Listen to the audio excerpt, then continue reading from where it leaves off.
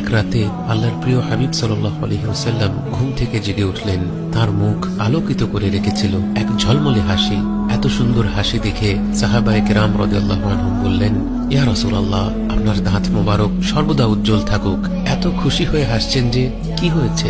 তিনি সাল্লাল্লাহু আলাইহি ওয়াসাল্লাম উত্তর দিলেন, আমি স্বপ্নে দেখলাম আমার উম্মতের এক ব্যক্তি পুল সিরাতের উপর দিয়ে হেঁটে যাচ্ছে, যে সিরাত জাহান্নামের উপর বেঁধে রাখা হয়েছে। তলোয়ারের চেয়েও ধারালো এই পুল সিরাত আল্লাহ তাআলার বিশেষ মেহেরবানি ছাড়া কারো পক্ষেই অতিক্রম করা সম্ভব নয়। আমি দেখলাম সেই লোকটি পুল সিরাতের উপর দিয়ে হাঁটছে, কখনো ঠিক মতো পা ফেলছে, আবার কখনো হোঁচট খেয়ে পড়ে যাচ্ছে। সে কয়েক কদম এগোয়, আবার পড়ে যায়। লোকটা একেবারেই স্থিরভাবে হাঁটতে পারছিল না।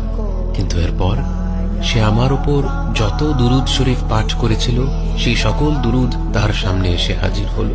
সেই দুরুদগুলো তাকে সাহায্য করতে এলো, তাকে ধরে উঠিয়ে দিল, পুলসিরাতের উপর তাকে স্থির হতে সাহায্য করলো এবং শেষমেশ তার সঙ্গ দিয়ে তাকে একেবারে নিশ্চিন্তে জান্নাত পর্যন্ত পৌঁছে দিল।